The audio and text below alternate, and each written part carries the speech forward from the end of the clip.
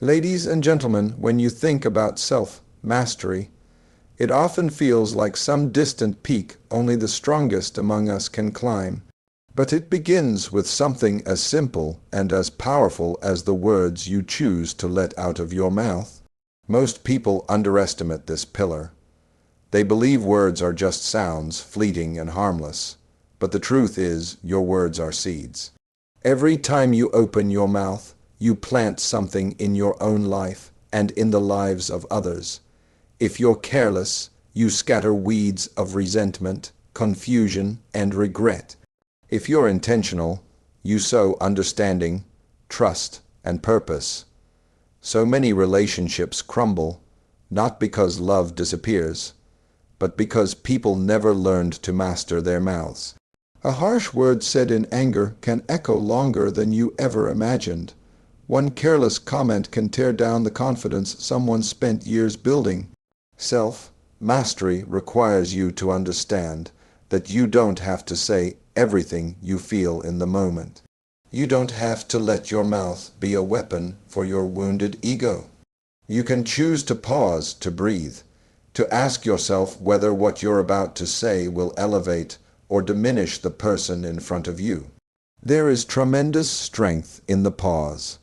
That little space between emotion and expression is where wisdom grows.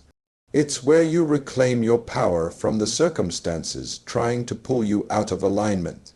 When you master your mouth, you begin to realize you don't have to prove yourself through volume or aggression.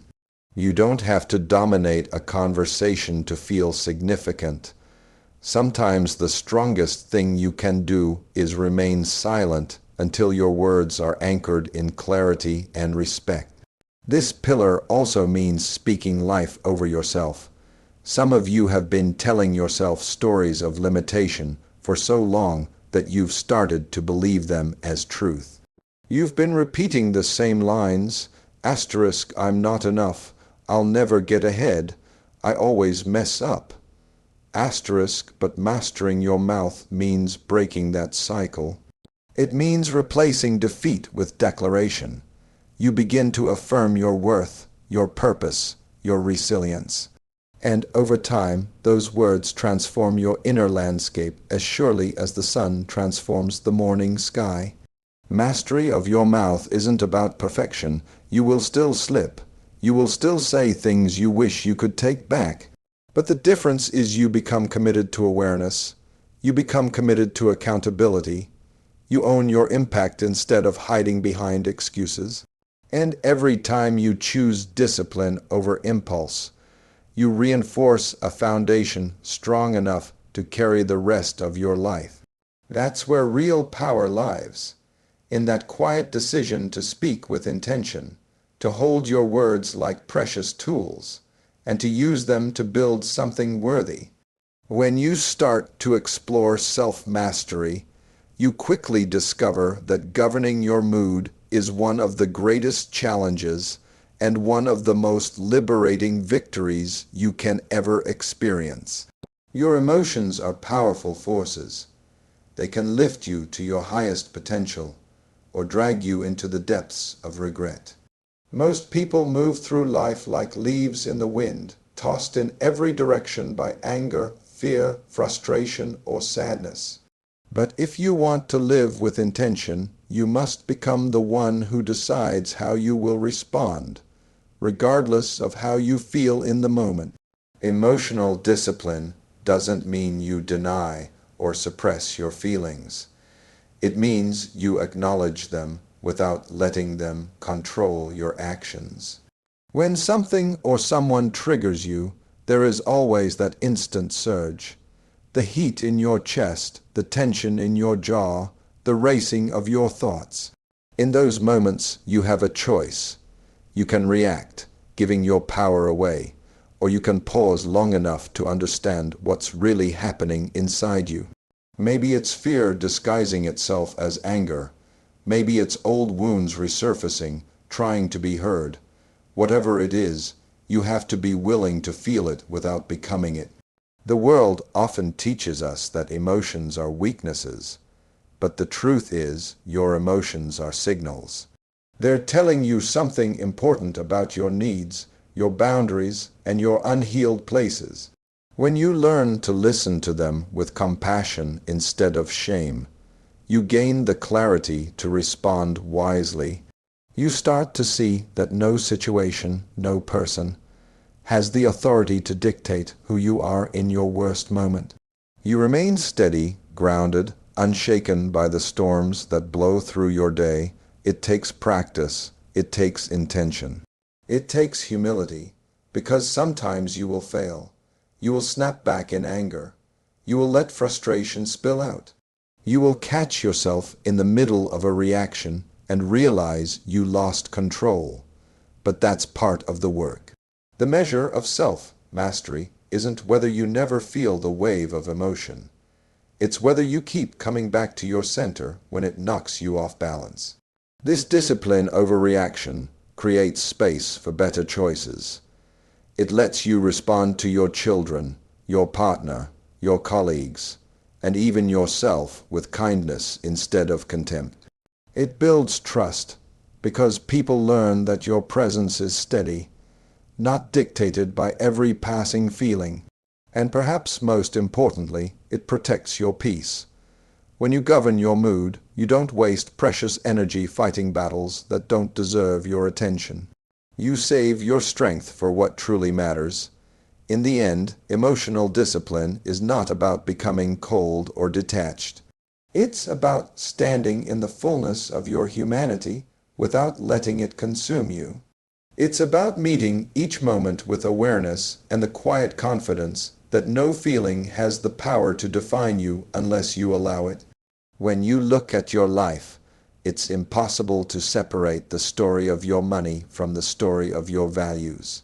The way you earn it, spend it, and protect it tells the world what matters to you. Yet so many people move through life without ever commanding their money. They drift from paycheck to paycheck, spending out of habit or impulse, and then wonder why peace and security feel so far out of reach. If you want to build a life of intention, you have to align your finances with your principles. Commanding your money isn't about hoarding it or measuring your worth by how much you have. It's about clarity. It's about knowing where your resources are going and why you've chosen to send them there. Every dollar you spend is a vote for the life you want to create. When you're not paying attention, you end up funding distractions, numbing behaviors, and temporary pleasures that never satisfy the deeper hunger inside you. Self-mastery calls you to step back and look honestly at your habits. Are you spending to impress people who don't even care? Are you chasing the feeling of abundance through things you can't afford? Or are you investing in what truly supports your growth, your purpose, and your ability to serve others?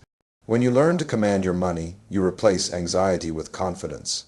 You start making decisions that feel clean and aligned instead of chaotic and reactive. It also means respecting the effort it takes to earn. You exchange hours of your life for every paycheck, hours you can never get back.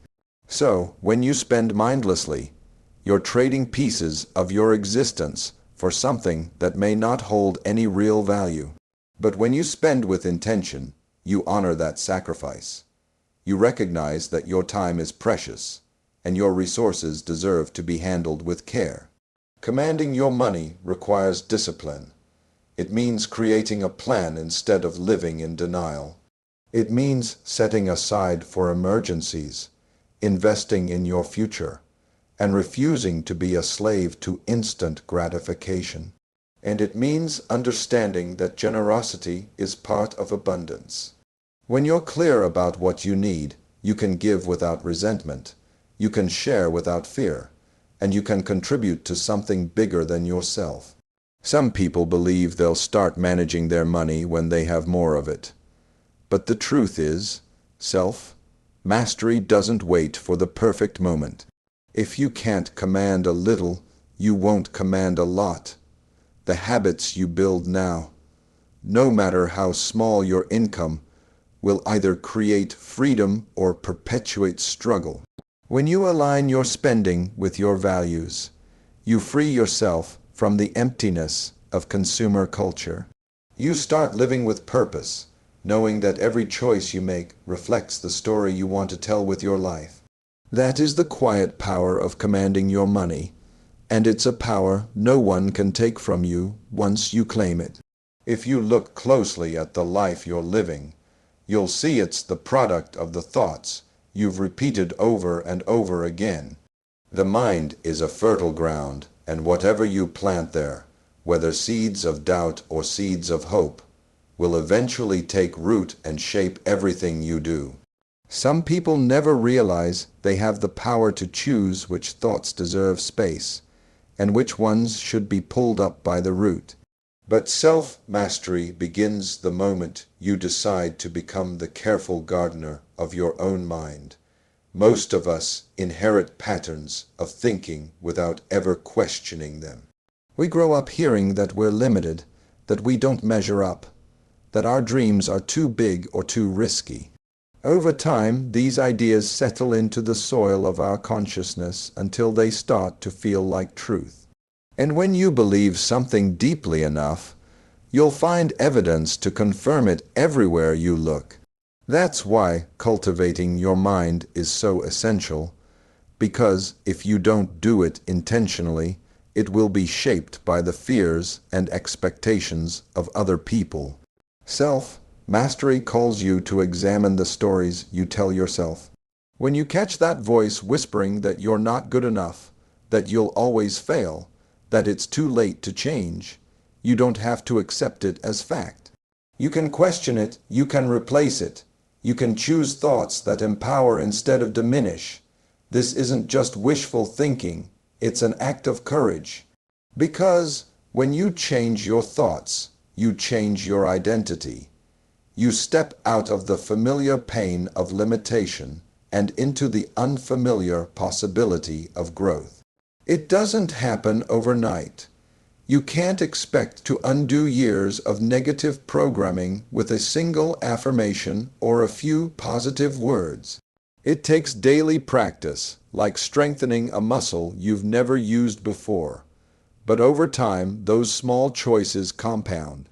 The moment you decide to look for what's possible instead of what's lacking, the moment you choose gratitude over resentment, the moment you commit to learning rather than judging, you begin to create a new pattern, one that supports your purpose instead of sabotaging it. Your mind will always reflect what you feed it. If you fill it with distractions, it will grow restless. If you fill it with bitterness, it will grow heavy. But if you fill it with vision, discipline, and compassion, it will become the most powerful ally you have. And when you master your thoughts, you discover you can master your words, your mood, and your money, because everything begins within. This is why cultivating your mind is not optional if you want to live a life of integrity and intention. It is the foundation upon which every other pillar stands. And once you commit to shaping your thoughts with purpose, you begin to see that nothing outside you has more power than what you choose to believe inside. When you look at each of these pillars, your mouth, your mood, your money, and your mind, it can be tempting to treat them as separate challenges to be tackled one by one. But the truth is, real self-mastery doesn't happen in isolation. It happens when you bring these parts of yourself into alignment, so they work together as a unified force. Harmony creates a strength that is greater than the sum of its parts. It allows you to stand firm no matter what storms life sends your way. Think about how each pillar supports the others. When you master your mind, you naturally begin to speak with more purpose, because your thoughts are no longer scattered by fear or insecurity. When you command your mood, you're able to pause before you react, giving you the space to choose your words carefully and make decisions about your money that are grounded in clarity rather than impulse. When you align your spending with your values, you experience a peace that quiets the mind and calms the emotions. Every pillar is connected, and when you strengthen one, you strengthen them all. People often try to improve their lives by focusing on only one area. Maybe they want to save more money or control their temper. But if the other pillars remain neglected, progress feels temporary. You might build financial discipline, but if your thoughts are full of scarcity and resentment, that discipline will be brittle, easily broken under stress. Or you might learn to regulate your emotions.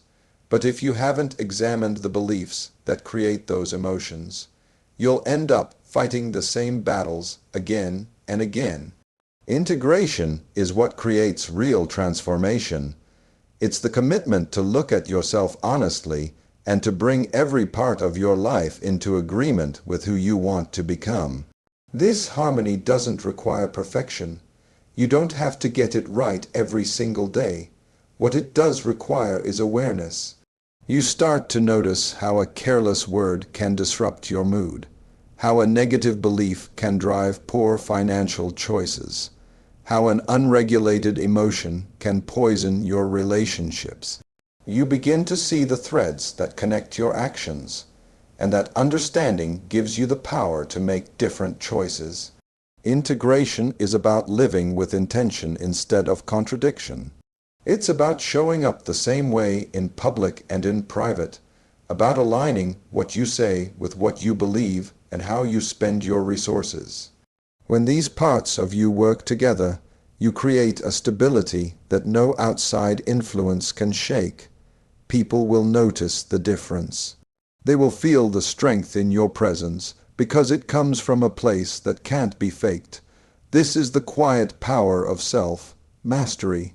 When your mouth, mood, money, and mind operate in harmony, you become unshakable, capable of meeting each day with clarity, purpose, and grace. When you set out to master yourself, it's easy to imagine that the journey is about grand gestures and life-altering breakthroughs.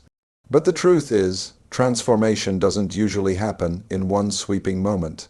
It happens quietly, in the small choices you make each day. Self-mastery isn't a destination you arrive at.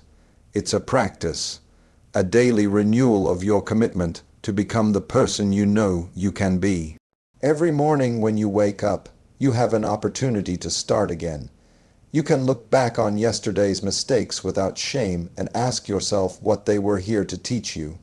You can decide to speak more intentionally, to hold your mood with more compassion, to handle your money with more purpose, and to direct your thoughts toward what lifts you up instead of what tears you down. These are not dramatic decisions.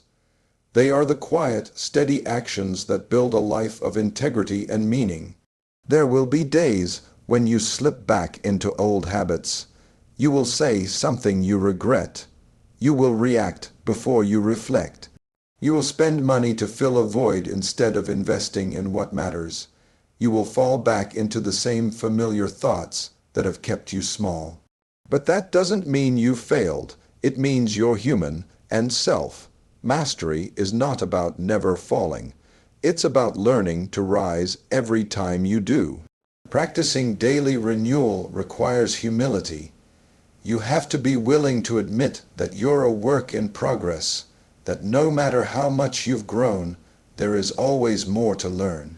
It also takes patience, because you won't see the results overnight.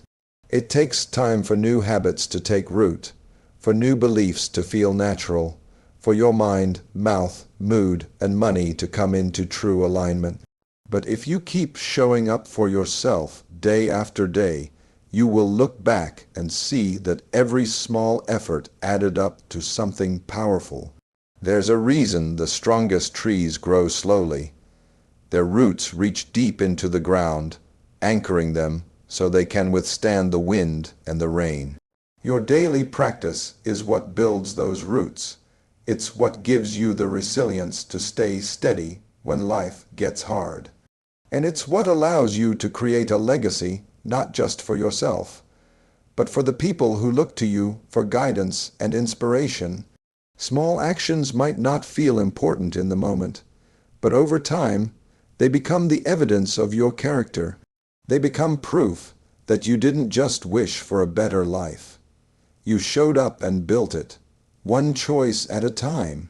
That is the heart of self-mastery, the willingness to renew your commitment every single day, knowing that in the end, it's the small actions that will define the legacy you leave behind.